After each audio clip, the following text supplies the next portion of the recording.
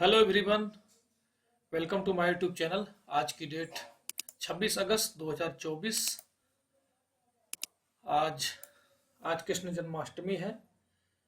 इस अवसर पर जितने भी मेरे व्यूवर्स हैं यूट्यूब पे, सभी लोगों को कृष्ण जन्माष्टमी की बहुत बहुत शुभकामनाएं। और आज के डेली करंट अफेयर्स की वीडियो स्टार्ट करते हैं। स्टार्ट करने से पहले जो लोग चैनल पे नए हैं प्लीज़ चैनल को सब्सक्राइब कर लीजिएगा और बेल आइकन को प्रेस कर लीजिएगा। तो स्टार्ट करते हैं डेली करंट अफेयर्स की वीडियो। सबसे पहले तो कुछ इम्पोर्टेंट डेज हैं उसको रिवाइज करते चलते हैं, जो कि डेली वीडियो में पहले रिवाइज ही कराता हूँ इसको, जो कि डेज मोस्ट इम्पोर्टेंट है। लगभग सारे एग्जाम में, सभी तरह के कॉम्पिटेटिव एग्जाम में आते रहते हैं, तो इसको एक बार रिपीट कर लेते हैं। 1 अगस्त को राष्ट्रीय पर्वतारोहण दिवस मनाया जाता है और वर्ल्ड लैंग्स कैंसर डे मनाया जाता है 1 अगस्त को ही। और 2 अगस्त को दादरा एवं नगर हवेली मुक्ति दिवस मनाया जाता है। 3 अगस्त को भारतीय अंगदान दिवस मनाया जाता है और 4 अगस्त को अमेरिकी तटरक्षक दिवस मनाया जाता है। 5 अगस्त को अंतर्राष्ट्रीय ट्रैफिक लाइट दिवस मनाया जाता है और 6 अगस्त को हिरोशिमा दिवस मनाया जाता है। 7 अगस्त को राष्ट्रीय हथकरघा दिवस और राष्ट्रीय भाला फेंक दिवस, ये दोनों 7 अगस्त को मनाया जाता है। और 9 अगस्त को नागासाकी दिवस मनाया जाता है और विश्व आदिवासी दिवस मनाया जाता है।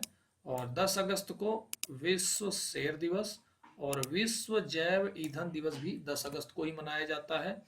और 12 अगस्त को अंतर्राष्ट्रीय युवा दिवस मनाया जाता है और 12 अगस्त को ही विश्व हाथी दिवस मनाया जाता है। 13 अगस्त को विश्व अंगदान दिवस मनाया जाता है और 14 अगस्त को विभीषिका स्मृति दिवस और 16 अगस्त को राष्ट्रीय स्वतंत्र श्रमिक दिवस मनाया जाता है और 17 अगस्त को इंडोनेशिया, गैबान, अफगानिस्तान का स्वतंत्रता दिवस, इन तीनों देश का स्वतंत्रता दिवस 17 अगस्त को मनाया जाता है। और 19 अगस्त को विश्व फोटोग्राफी दिवस और विश्व संस्कृत दिवस मनाया जाता है। 20 अगस्त को विश्व मच्छर दिवस और भारतीय अक्षय ऊर्जा दिवस और 20 अगस्त को ही सद्भावना दिवस भी मनाया जाता है। 21 अगस्त को विश्व वरिष्ठ नागरिक दिवस मनाया जाता है और 23 अगस्त को राष्ट्रीय अंतरिक्ष दिवस मनाया जाता है। हमारा पहला क्वेश्चन है आज का, हाल ही में भारत और किस देश के बीच मंत्री स्तरीय गोलमेज सम्मेलन आयोजित किया जाएगा? तो सिंगापुर और भारत के बीच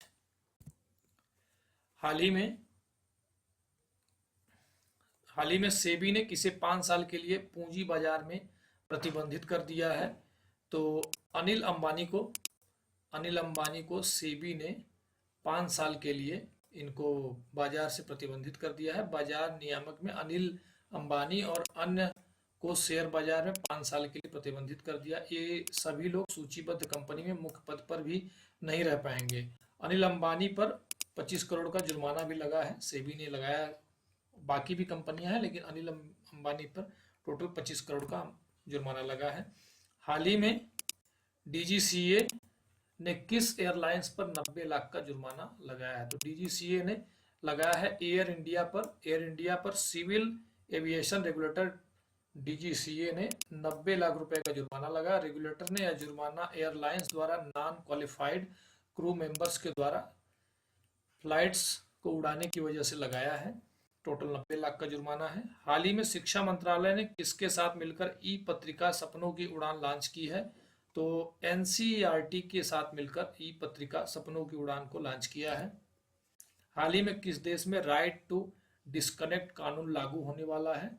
तो यह कानून ऑस्ट्रेलिया में, राइट टू डिस्कनेक्ट कानून ऑस्ट्रेलिया में लागू होने वाला है। हाल ही में किसने सर्फिंग में एशियाई खेलों के लिए कोटा हासिल किया है?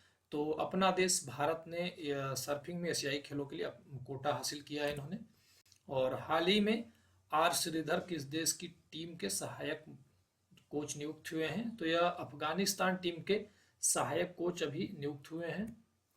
हाल ही में कहाँ वैश्विक मुथामिज मुर्गन सम्मेलन आयोजित हुआ है? तो यह सम्मेलन तमिलनाडु में आयोजित हुआ है।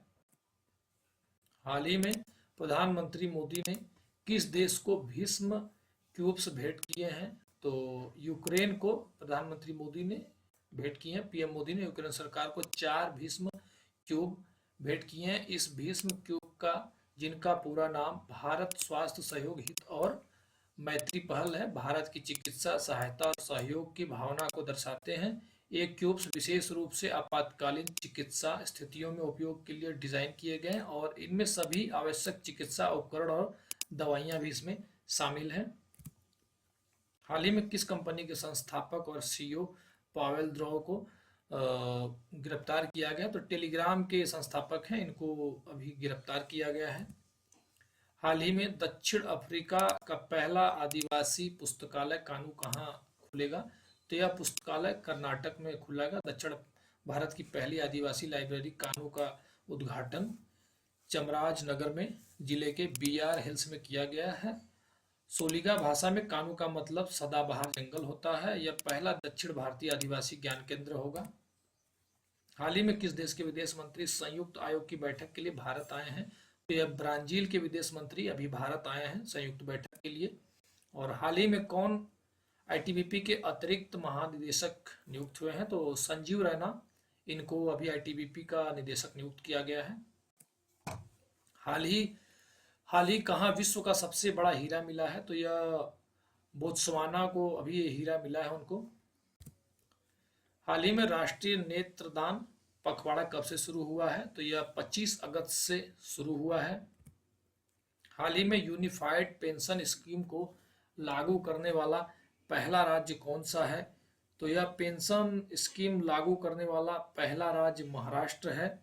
और अभी यह केंद्रीय कर्मचारियों के लिए यह लागू हुआ है, जिसमें कि कर्मचारी के इसमें न्यूनतम पेंशन आपको जो है 25 साल सर्विस के बाद आपको कम से कम जो 50% आपको इसमें मिलना है वो 25 साल सर्विस करने के बाद ही इसका नाम यूपीएस है, यूनिफाइड पेंशन स्कीम। इसको अभी केंद्रीय कर्मचारियों के लिए केंद्र सरकार ने लागू किया है। अभी तो 1 अप्रैल 2025 से स्कीम लागू होगी, लेकिन अभी इसको इन्होंने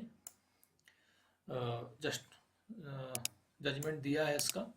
और इसमें 10 साल नौकरी करने वाले को कम से कम न्यूनतम 10,000 इसमें आपको मिलेगा पेंशन, अगर 10 साल आप नौकरी करते हैं।